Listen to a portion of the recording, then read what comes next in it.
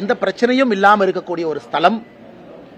1931 பிரிவி council தீர்ப்பே தெளிவா இருக்குது. தர்காவா, தர்காவுக்கான இடமா, அது சிக்கந்தர் மலையா, அங்கே மேல என்னெல்லாம் இருந்தாங்க அப்படின்னு. இன்னைக்கு எல்லோரும் புரிந்து கொள்ள வேண்டும், திமுக தூண்டிவிட்டு இந்திய யூனியன் முஸ்லீம் லீகினுடைய எம்பி நவாஸ் கனி திமுகவினுடைய தூண்டுதலின் பேரில் அங்க போய் ஒரு மத பிரச்சனையை உருவாக்கி கொண்டிருக்கின்றார். ஒரு நாள் அல்ல, இரண்டாவது நாள் மாமிசத்தை எடுத்துட்டு போய் மாமிசத்தை சாப்பிட்றதுக்கு 1008 இடம் இருக்கு. அங்கதான் போய் நான் சாப்பிட்டு என்னோட உரிமையை நான் காட்டப் போகின்றேன் நினைத்தால் அது ஒரு மக்கள் பிரதிநிதியாக இருக்கக்கூடிய ஒரு எம்பி அந்த வேலையை செய்யணுமா?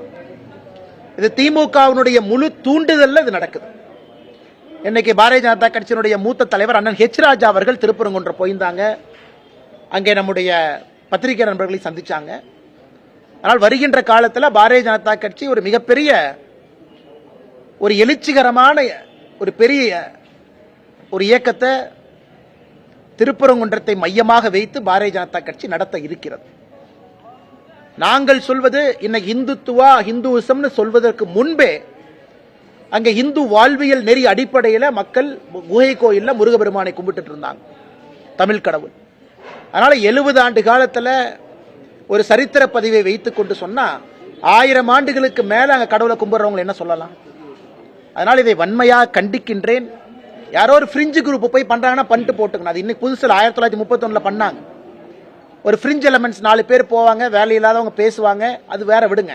அதுக்கு நம்ம பதில் சொல்லி நேரத்தை தாழ்த்த விரும்பல. ஆனா ஒரு எம்பி போய் அதை செய்யறார், எம்பி போய் தூவம் போடுறார், எம்பி போய் ஒரு மத மோதலுக்கு காரணமாக ஒரு எம்பி இருக்கார். அதனால திமுக தூண்டி விட்டுத்தான் IUML இதை செய்யறாங்க என்பது வெட்ட வெளிச்சமாக இருக்கு.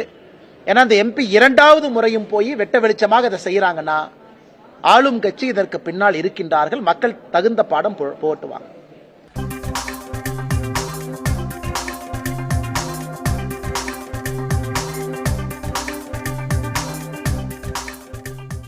தொன்மையான மொழி தமிழ் மொழிங்கிறாங்க. சமஸ்கிருதத்தை விட தொன்மையான மொழி நம்முடைய தமிழ். அப்படி இருக்கும் பொழுது மனித கலாச்சாரம் ஆரம்பத்தில் ஆதியில் இங்கிருந்து தான் மனித கலாச்சாரமே இருந்திருக்க முடியும்.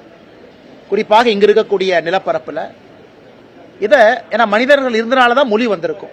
ஒரு தொன்மையான மொழி இருந்தனாலதான் ஆதி தமிழர்கள் அங்க இருந்திருப்பாங்க.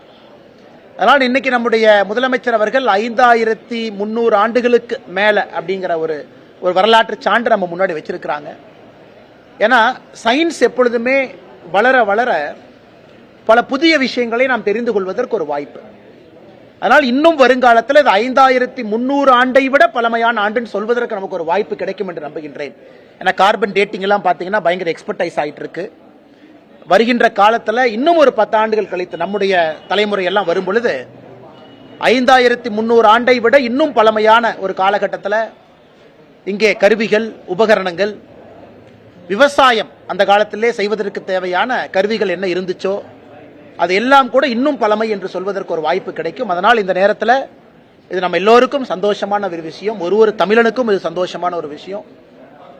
குறிப்பாக இரும்பு, அயன், அது நம்முடைய பகுதியில் 5300 ஆண்டுகளுக்கு முன்பே அது புழக்கத்தில் இருந்திருக்கிறது என்பது மிக முக்கியமான ஒரு வரலாற்று சான்று. அதை வரவேற்கின்றோம். ஒரு தமிழனாக நாம் எல்லோரும் பெருமைப்பட்டுக் கொள்ள வேண்டும் என்றும் இந்த நேரத்தில் நாங்கள் நினைக்கின்றோம்.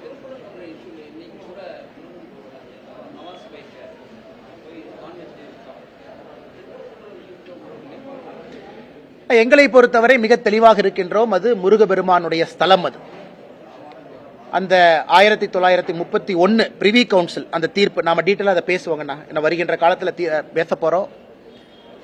என்னுடைய வேள்வி இந்த 48 நாள் கால விரதம், முதல் கட்ட விரதம் முடியும் பொழுது அது திருப்பரங்குன்றத்தில் தான் அந்த விரதத்தை முடிப்பதாக நான் இருக்கின்றேன். பிப்ரவரி 11, 12, 13ஆம் தேதியில வரும். ஆனால் பாரதிய ஜனதா கட்சி என்னுடைய விரதத்தை அன்னைக்கு அங்கே தான் திருப்பரங்குன்றத்தில் தான் அந்த முதல் கட்ட வேள்வியை முடிக்க போறோம். ஆனால் திருப்பரங்குன்றத்தை பொறுத்தவரை 6 படை வீடுகளில் மிக முக்கியமான வீடு. அது மட்டும் இல்லாம ஆண்டாண்டு காலமாக